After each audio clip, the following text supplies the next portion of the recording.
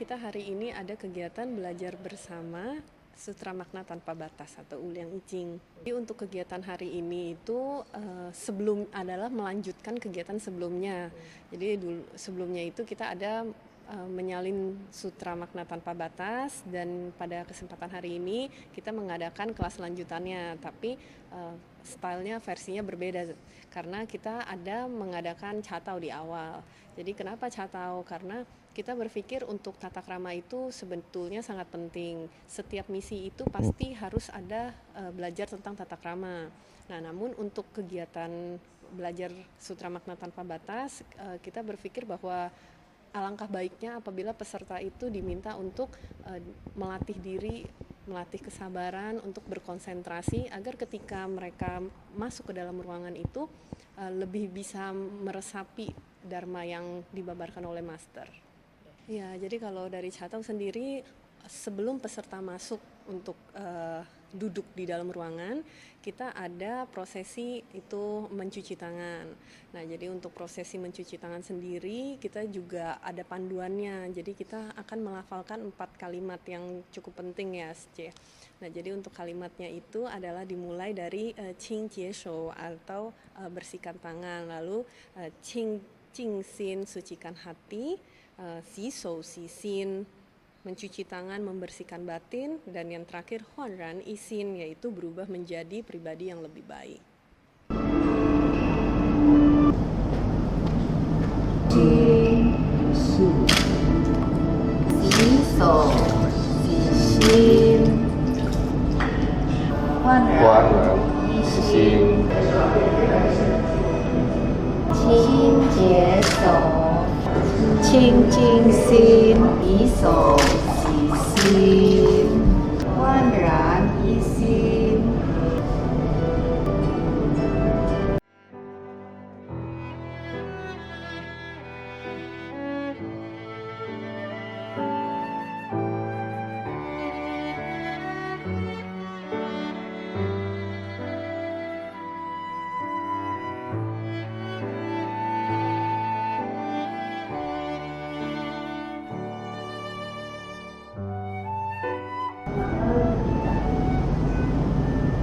Membersihkan tangan, menenangkan hati. Jadi sebelum kita memasuki ruang kelas ini, kita akan mencuci tangan itu dengan air yang bersih dan juga jernih. Dengan menggunakan gayung, kita menuangkan air untuk mencuci tangan.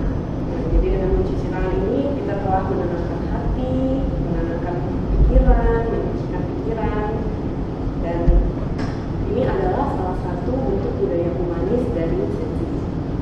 Dalam catau ini kita ada cara untuk memegang gelasnya sendiri. Bagian kanan kiri ini pegang bawahnya. Ya, kurang lebih seperti ini ya nanti ya, untuk cara pegangnya.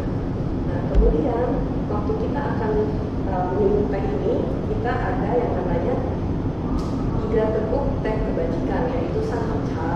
Nah, jadi waktu tegukan pertama, kedua, dan ketiga kita nggak langsung minum-minum gitu, tapi ada kata-kata yang harus kita ucapkan bersama.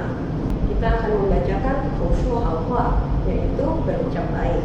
Nah, ucapan kata-kata yang hangat dan juga membangun. Kita bertutur kata yang baik agar memberikan semangat untuk orang lain. Kemudian ada Shenxing Haoshi, yaitu berbuat baik. Jadi bukan hanya dalam pikiran, ucapan, namun juga dari tindakan kita juga. Jadi kita mewujudkan yang baik dalam kehidupan sehari-hari melalui tindakan nyata. Semua adalah balik lagi kesadaran kita sendiri. Ini terus terang saya baru pertama kali ikut acara ini. Minum tehnya itu ternyata ada maknanya itu ya, nggak asal minum dan makan, itu ternyata ada artinya yang berhubungan dengan kehidupan kita. Sebenarnya sih kaget karena saya berpikir minum teh ini seperti apa gitu. Awal berpikir hanya seperti jamuan biasa gitu, ternyata semua itu mempunyai makna yang dalam, baik dari caranya atau dari ininya dan samadhinya, semuanya mempunyai arti, mempunyai pelajaran buat diri saya gitu. Saya dapatkan seperti yang tadi dalam minum teh itu ada 3 makna, 3 dari berkata baik, berpikiran baik, dan bertindak gitu. Nah itu yang harus saya rubah dalam diri saya. Dan dengan ini mengajarkan, membuat saya berpikir ulang, oh ternyata banyak hal yang belum saya perbuat dengan benar ya. Dan harus belajar dengan samadhi itu mengajarkan kesabaran dan ketenangan berpikir untuk kedepannya bagaimana dalam bertindak dan segala sesuatunya. Nah, mudah-mudahan dengan saya ikuti ini bisa berubah untuk menjadi lebih baik. Jadi sebenarnya untuk kegiatan ini kita juga persiapannya sangat singkat sekali ya Suci ya. Nah jadi kita sangat kanan sekali, kita dapat bimbingan dari relawan-relawan senior, salah satunya ada Yuli Suku. Jadi Yuli Suku kan memang sudah biasa bawa di kelas budi pekerti. Jadi Yuli Suku juga banyak sekali kasih kita masukan dan juga kita belajar dari Yuli Suku bagaimana untuk mengadakan Chatau ini. Ini adalah pertama kali ya, pertama kali saya dapat masukan dan juga ikut kegiatan ini, dan ternyata budaya humanis Ceci itu memang kita mengedepankan untuk tata krama, dan ditambah lagi kita belajar untuk konsentrasi dan juga kesabaran. Kenapa? Karena dengan kita sabar, pembawaan kita akan menjadi tenang. Dengan berkonsentrasi kita akan berkesadaran, kita tahu apa yang sedang kita pikirkan, yang sedang kita ucapkan dan sedang kita lakukan. Nah, jadi di sana sih banyak belajar juga, dan sebenarnya kan saya sendiri orangnya maunya sapsut cepet gitu kan. Nah, tapi di sini udah dititipin pesan nanti jadi MC harus yang tenang ya pembawaannya, terus untuk penjelasannya juga harus lembut, lemah lembut, jangan cepet-cepet gitu. Jadi ya banyak belajar lah.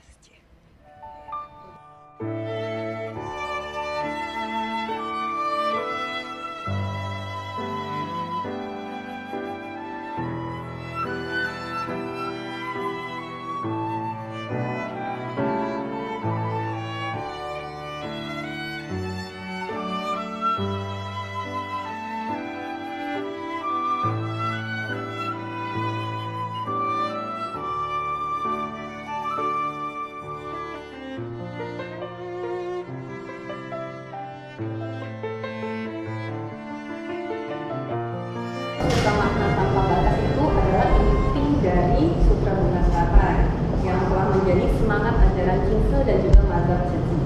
Master berharap agar kita bisa mempraktikkan intisari sutra ini ke dalam tindakan nyata kita di kehidupan sehari-hari. Dan siswa-siswi semua, ini jalinan jodoh kita. Hari ini menurut saya kita semua berbahagia ya. Karena itu semua kita mengadakan ini sesi ini semua karena jodoh, semua karena terbentuknya kita di Jakut 2 ini. Saya merasa kita ini semua akan semakin terusir karena di momen 60 tahun Ceci Internasional dan 90 tahun Sepuh Master Sengit, ini benar-benar momen yang sangat harus kita pegang teguh. Jadi kita sebagai murid master ada baiknya kita tetap mempelajari, melihat dan melaksanakan. Kita coba praktekkan dalam kehidupan kita sehari-hari apa yang ada di Kingse, kita terapkan dalam kehidupan kita. Setiap fase itu kita punya keindahan, kecantikan tersendiri sampai kita. Cuma itu aja mungkin. Ya, kecantikan cuma itu aja lah. Jadi jangan Kita dengar tadi mengenai Ria Ijing ini ya, batin dan tubuh. Sebenarnya batin kita adalah kekal, batin kita adalah jernih, ada welas asih, cinta kasih, kebijaksanaan, kebajikan. Tapi tubuh kita ini tidak kekal. Sutra Ria Ijing atau sutra teratai sebenarnya merubahlah diri kita sendiri. Bagaimana kita bisa merubah diri kita sendiri dengan baik? Otomatis kita adalah teladan untuk keluarga kita juga, untuk yang di sekitar kita juga. dari satu hingga bisa sampai tak terhingga. Mulailah dari diri kita sehingga kita bisa menyebarkan dharma ini, mewariskan kepada semuanya. Kelas Dharma ini adalah tempat kita menanam benih kebijaksanaan. Sedangkan budaya humanis adalah ladang tempat bibit kita itu tumbuh dan berbuah melalui perilaku kita. Apabila Dharma bisa dipahami dan budaya humanis bisa dipraktekkan, maka kehidupan kita akan lebih harmonis dan penuh cinta kasih. Semoga pemahaman sutra di hari ini bisa semakin menumbuhkan kebijaksanaan, menumbuhkan welas asih, dan bisa mengamalkan ajaran Buddha melalui pikiran, ucapan, dan tindakan kita. Dengan demikian akan membawa manfaat bagi diri kita sendiri, untuk keluarga kita, untuk masyarakat, dan semua makhluk hidup. Marilah kita jaga semangat kita untuk terus-menerus belajar dan bertumbuh bersama di jalan Bodhisattva. Hari ini kita adakan kelas Dharma ya. Kita mengajak komite dan para fungsional kita. Jadi kita ajak untuk belajar budaya humanis sambil mendengar ceramah master, supaya mengajak mereka untuk hening, tenang, memikirkan apa yang tekad mereka dari awal. Nah, untuk semakin mendalami Dharma supaya bisa semakin timbul kebijaksanaan. Saya di kegiatan ini bantu di Senhotsu. Jadi ini pengalaman pertama juga karena ini menyangkut catau ya, dia agak berhati-hati. Ini tidak biasanya karena biasanya saya kan pegang Senhotsu ya. Itu ya sebatas menghidangkan snack ya, ini berbeda.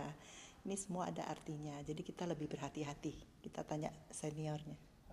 Kalau kita lihat buah anggur ya, dia bentuknya bulat. Jadi tidak menunjukkan ada sudut-sudut yang lancip ya. Itu artinya tidak melukai hati orang. Jadi kita menjaga perasaan orang sekitar kita supaya bisa menjalin hubungan yang harmoni. Nah, di hati ini ya kita berusaha untuk menumbuhkan cinta kasih ya. Dari diri kita sendiri, kalau udah ada cinta kasih kita menyebarkan ke orang sekeliling kita. Sehingga bisa menciptakan lingkungan yang pasti lebih nyaman, harmonis, dan cinta kasih yang tersebar ke seluruh penjuru yang menurut master harus kita lakukan. Ini wajib ini diibaratkan hehehusie. Itu lengket, jadi semua saling membantu, semua kompak ya dan harmonis dalam menjalankan kebajikan dan kegiatan kita di komunitas dalam menunjukkan ya kita kan sebagai murid master ya, kita kan harus keluar untuk berkegiatan, membantu orang lain. Kita hehehusie itu juga harus kuat, sama-sama harus harmonis paling penting ya, saling membantu lah ya dan kompak. Ini sangat penting sekali budaya humanis ya, karena kita sebagai relawan kadang kita terlalu sibuk untuk berkegiatan terus. Jadi kalau di lapangan pasti kita selalu kesannya kita buru-buru, mau cepat, kegiatan mau cepat berjalan lancar tanpa memperhatikan sikap kita. Jadi kadang kita tidak tenang, kadang malah kesannya wah timbul emosi. Nah, di kelas ini budaya humanis kita bisa belajar bagaimana cara kita menenangkan diri. Jika kita tenang, maka pikiran kita akan lebih terbuka, ada masalah apapun bisa diselesaikan dengan baik. Dari keseluruhan acara ini yang saya dapatkan, saya bisa menambah pengetahuan saya di kelas budaya humanis. Dan mulai mau merubah perilaku yang kurang bagus ya, harus lebih berbudaya humanis ya. Kalau begitu kan orang senang lihatnya kan, apalagi kita sebagai ketua HECI di mana kita harus membimbing, harus merangkul orang untuk melakukan yang kegiatan-kegiatan yang merangkul banyak relawan ya, yang berbeda-beda latar belakang, sifat, karakter. Itu membutuhkan kesabaran ya. Jadi kalau kita perilaku kita sudah mencerminkan budaya humanis, ya orang kan lihatnya berbeda ya. merasakan, wah ini contoh baik, ini kalau Sece ini ngomongnya begini segan juga, nah bisa diikuti gitu ya, salah satunya.